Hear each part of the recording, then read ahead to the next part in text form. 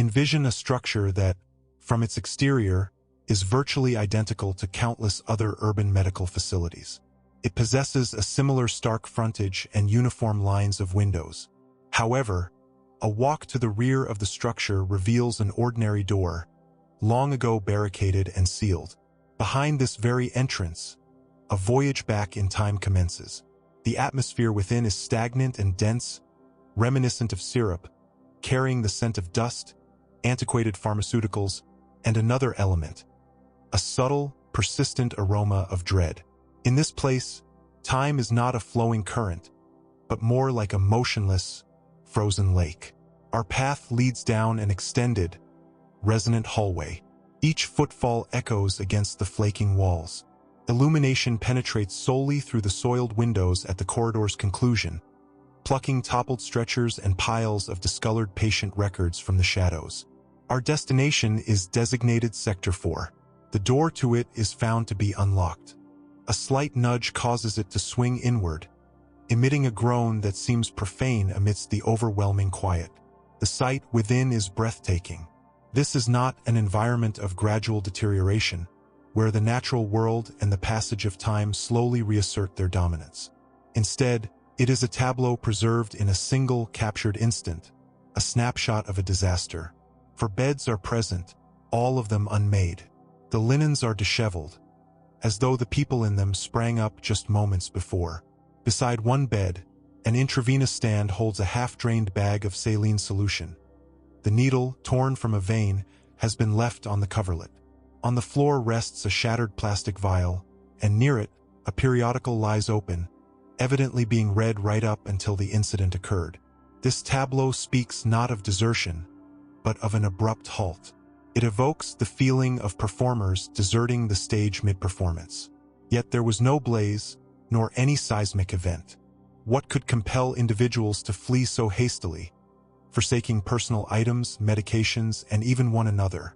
The solutions to these riddles, I am thoroughly persuaded, lie concealed within the particulars, within the very items left on the bedside tables, awaiting discovery. During any inquiry, one begins with tangible evidence. The overarching puzzle of Sector 4 is staggering, so we shall concentrate on the smaller narratives conveyed by the objects left in its wake. I draw near to the initial bedside table, its top covered with a layer of fine, gray particles. A ceramic cup is there, a darkened, solidified teabag settled in its base. The beverage is naturally cold, yet the deep stain on the chinaware indicates it was previously full and warm. This was not a drink set aside for later consumption. It was forsaken in the middle of a sip, a basic, everyday action suspended in time which says a great deal about the urgency of that moment. I proceed to the adjacent bed. Here, the evidence is of a more intimate nature. A paperback book lies with its cover facing down, its binding bent to mark the spot. I gently lift it. The book is a popular thriller, and the place marker is a plain railway ticket, its printed date now hopelessly indistinct. The book is open to page 214. A protagonist in the story is on the verge of exposing a plot. The irony is as palpable as the particulate matter in the air. Did the person reading ever learn what transpired next? Or was their own real-world drama the cause of the fictional one's interruption? It is a disturbing notion, the thought that a life, filled with its minor joys and daily patterns, could be so abruptly terminated. Yet, the most significant piece of evidence is situated on the third table. It is a compact desk calendar, the type designed with a separate, removable page for every day. It is open to Tuesday, the 14th of October. The date has been circled repeatedly with a red pen, the pressure of the ink so great it nearly breached the paper. Next to the circled date is a single word, scribbled in haste: tomorrow. What event was anticipated for the following day? A patient's release? A noteworthy visitor? A vital operation? This is more than a simple date. It is a central point of focus. It is the linchpin of this entire enigma. The day that all activity ceased was the day preceding something of consequence. A cold cup of tea, a forsaken book, and a circled date upon a calendar. Individually, they are merely misplaced objects. But when considered together, they create a sharp image of lives underway, abruptly terminated without any notice. These inanimate observers convey a human drama, but they do not clarify the event itself. To understand that, we must venture beyond the confines of the ward to the official documents and public records. We must uncover the version of events the medical center wanted the public to believe. Every enigma contains two narratives, the one suggested by the physical clues and the one declared to the public. To uncover the second, I exchanged the stillness of the medical center for the stale quiet of the Ethelberg City Records office. Following several hours of examining fragile microfilm and searching through neglected municipal containers, I located it. It was a thin cardboard folder that held the formal report on the incident, along with one press clipping. The official account was tidy, brief, and conveniently lacking in any excitement. The paper, labeled Incident Report 4C-1410, described a progressive breakdown of the main sewage system and a critical danger of biohazardous material overflow. To put it simply, a major failure of the plumbing and waste disposal systems. The report indicated that, because of the immediate threat to health, an urgent evacuation of the western section was commanded and carried out with high efficiency. The wording was clinical and detached. It commended the personnel for their swift response and finished by stating that the section was sealed off to await a complete structural renovation which, owing to financial limitations, never occurred.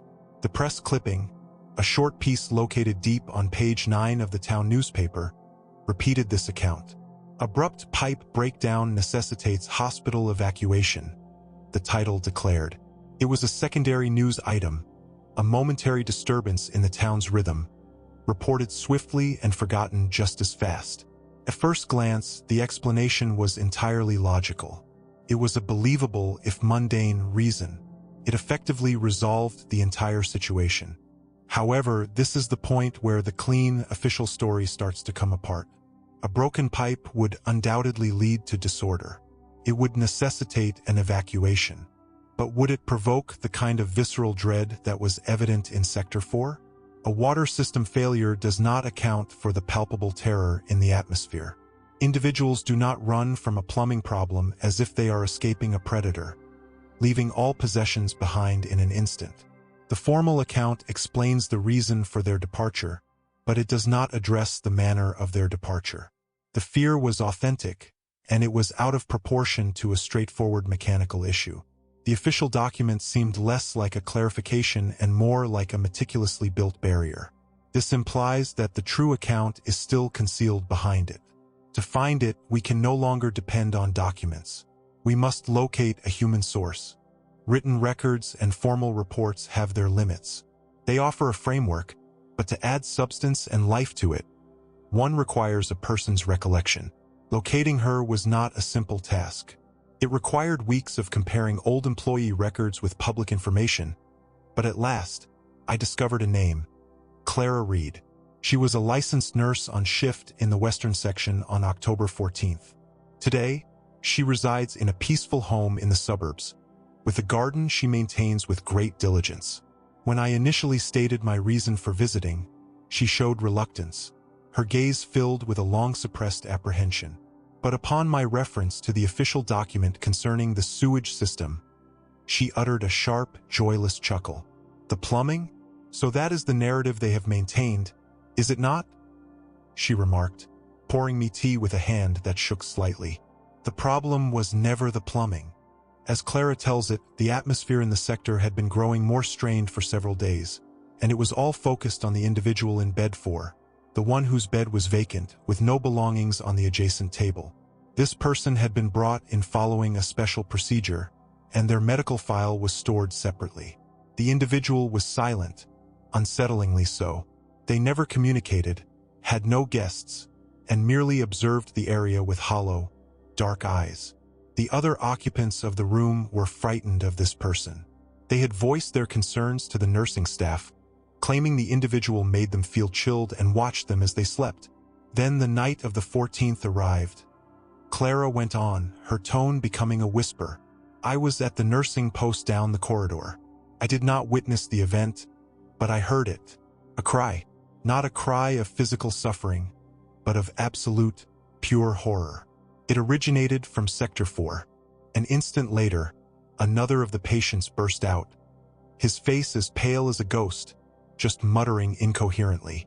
Before anyone could make sense of the situation, the senior physician, Dr. Warren, rushed into the hallway.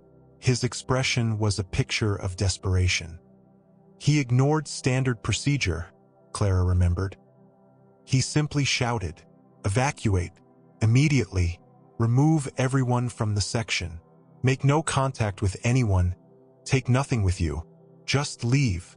They were driven out into the darkness, bewildered and terrified, as a separate unit wearing substantial protective clothing entered. Clara was never allowed back into that section. The entire staff was moved to different positions and firmly instructed to erase what they had witnessed from their minds and to adhere to the official account if questioned. Clara's testimony demolishes the neat, orderly version of a plumbing disaster. It was a deception. The focus of our inquiry has now moved from a what to a who. Who was the silent individual in bed 4? And what transpired in that space to trigger a scream of sheer horror and a frantic, large-scale evacuation? The reality concerning Sector 4 was not to be discovered in a forgotten records office. It was concealed in the void between the state-sanctioned falsehood and the fear of the witness. The solution, I came to understand, was that the official document was not entirely false. It was a masterful diversion. It made reference to a biohazardous material danger, and that, as it turns out, was the single element of truth. The falsehood was its origin. The threat was not emanating from the plumbing. It was emanating from bed 4. The individual with no name and no guests was not a patient in the conventional meaning. He was a research participant. By cross-referencing the senior physician's name, Dr. Warren, with unclassified governmental research awards from that time, I uncovered a clandestine initiative, a study in virology financed by a military-industrial company, intended to monitor the inactive phases of a genetically modified microbe. The man in bed 4 was a human research subject, a participant who carried a dormant, extremely communicable biological agent. Sector 4 served as his containment and monitoring area, selected for its comparative seclusion within the medical center. The personnel, Clara included, were unknowing guardians, oblivious to the infectious agent their patient was carrying. Let us now reconstruct the events of the 14th of October. The circled date on the calendar, tomorrow, marked the day the research group was scheduled to come and transfer the subject to a high-security location for the subsequent stage of the study. But an unforeseen event occurred. The microbe did not remain inactive. It became active ahead of schedule. The scream that Clara heard was not one of being assaulted. It was the shriek of an individual in the next bed who saw the initial manifestation of the symptoms. One can only guess at what he observed. Not a high temperature or a cough, but a terrifyingly swift and observable event. A sudden, forceful change. A biological event bursting into view. It was this ghastly spectacle that caused him to run into the hallway, speaking nonsensically out of sheer terror. Dr. Warren's response was not the desperation of a typical doctor. It was the pre-planned reaction of a scientist observing a failure of containment. His command, "Make no contact with anyone, take nothing with you," was not about general well-being. It was a quarantine measure. He needed to get the uninfected individuals out before the airborne microbe could propagate. The unit in protective clothing that showed up soon after was not a sanitation team. It was a specialized extraction unit, dispatched to retrieve their asset or his remains, and to decontaminate the affected area. The entire sewage failure narrative was a superbly designed piece of false information. It accounted for the sealed-off section, the presence of teams in hazardous material suits, and the justification for a prolonged quarantine, all presented under a mundane governmental cover. The medical center was portrayed as a casualty of a broken pipe, not the location of a disastrous bioweapon experiment that went awry. Sector 4 was not simply forsaken. It was isolated. Standing once more at the threshold of Sector 4, the view inside is altered. Now, with knowledge of the truth, the stillness is not merely an absence of sound. It is the sound of a meticulously guarded confidence. The dust is not an indicator of abandonment, but evidence of a successful isolation.